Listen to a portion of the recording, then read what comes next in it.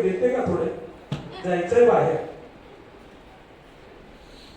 तुमच्याकडे ज्ञानाची सरस्वती पण तुमच्याकडे, पण सगळ्या प्रकारचं आचरण या मातृशक्तीच्या ताब्यात आहे. आणि म्हणूनच पुरुषाला सुद्धा तिचं ऐकून चालावं लागतं. का तर तिचं पाठबळ आपल्या पाठीशी असलं तर ते समाजकार्य असो, ते देशकार्य असो, ते धर्मकार्य असो, ते नीटनेटका संसाराचा प्रपंच असो, तो सगळा काही व्यवस्थित करण्याचं मार्गदर्शन त्या आईमुळे, त्या पत्नीमुळे, त्या बहिणीमुळे, त्या मावशीमुळे, त्या काकूमुळे, त्या ताईमुळे. स्त्रीचे अनेक रूप आहेत, पण नात्यानं ती वेगवेगळी. आता परवा एका पूजेला गेलो, शेवटचं भाषण मला द्यायचंय म्हणून मी थोडंसं सविस्तर बोलणार आहे. आणि परत तुमची माझी भेट कधी होईल हे सांगता येत नाही. चालेल ना? काही घरी अडचण नाही ना जायची?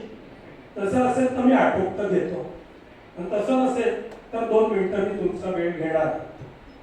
तर या ठिकाणी मी सांगण्यासाठी असं सांगत होतो की आपण या सगळ्या कार्यात बघतो. आणि मला एका पूजेत एका यजमान पत्नीनं प्रश्न केला की गुरुजी 22 तारखेला सकाळी आपण गुढीपाडवा साजरा केला आणि संध्याकाळी दिवाळी साजरी केली. 520 वर्षाचा प्रभू रामचंद्राचा वनवास संपला. तो अयोध्येतल्या स्वतःच्या वास्तुशांतीच्या रूपानं त्याला स्थानापन्न केले. एका हिंदू सेवकानं, हिंदू रामभक्तानं त्याला आणण्याचं कार्य केलेलं. तेव्हा माझा एक प्रश्न आहे त्या पहिले विचारला की एवढे 33 कोटी देव असताना सुद्धा आपण अजमेरच्या दर्ग्यावर जातो. मी कुठल्या धर्माविषयी बोलतोय अशातला भाग नाही, कुठल्या धर्माची निंदा करतोय अशातलाही भाग नाही, पण तिनं सांगितलं 33 कोटी देव. आपल्या हिंदूंचे 33 कोटी देव नाहीये. एक संकल्पना आहे की गाईला पवित्र मानते आणि आपण सहज म्हणतो की आमच्या गाईत 33 कोटी देव आहे. तर 33 कोटी देव नसल्या कारणाने तिला मी समजून सांगितलं, आई या गावाला भिंत बांधतात त्याला कोट म्हणतात, किल्ला असतो त्या किल्ल्याला जी काही भिंत असते तिला कोट म्हणतात.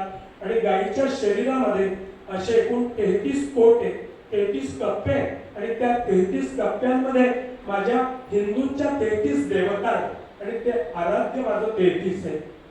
म्हणून सांगण्याचं तात्पर्य की स्त्री जरी एकटी असली, परमेश्वर पण त्यानं त्या बाईनं मला उदाहरण दिलं होतं की मुसलमानांना एक अल्लाह सफिशियंट, ख्रिश्चनांना एक येशू पुरेसा आहे. मग आपल्या हिंदूंना काय एवढे देव? आपल्यासाठी एक परमेश्वराचं तत्व काय आहे? मी सांगितलं की आपल्या समाजात सुद्धा, आपल्या हिंदू तत्वात सुद्धा परमेश्वर एकच. सत्यनाच्या पोथीत गुरुजी सांगतात की परमेश्वराचं रूप एक आहे, पण याला कोणी काल म्हणतं, कोणी ईश म्हणतं, कोणी सत्यदेव म्हणतं, कोणी सत्यराज म्हणतं, कोणी लक्ष्मीनारायण म्हणतं, कोणी गोपाळकृष्ण म्हणतं, कोणी सत्यनारायण म्हणतं. या अनेक रूपात तो देव येतो आणि आपल्या भक्तांच्या इच्छा मनोकामना परिपूर्ण करतो. तसं स्त्री जशी एक आहे, पण नात्यानं तिच्याकडे वेगवेगळ्या रूपात बघितलं जातं. एका स्त्रीला त्या कुटुंबात मुलं आईच्या रूपानं बघतात, पती पत्नीच्या रूपात बघतो, पुतळे काकूच्या रूपात बघतात, त्या सासूबाई सुनेच्या रूपात बघतात. पण ते व्यक्तिमत्व येते, पण तिच्या नात्याचे रूप आले. तसा परमेश्वर पण येते, पण त्याचे हे रूप आले.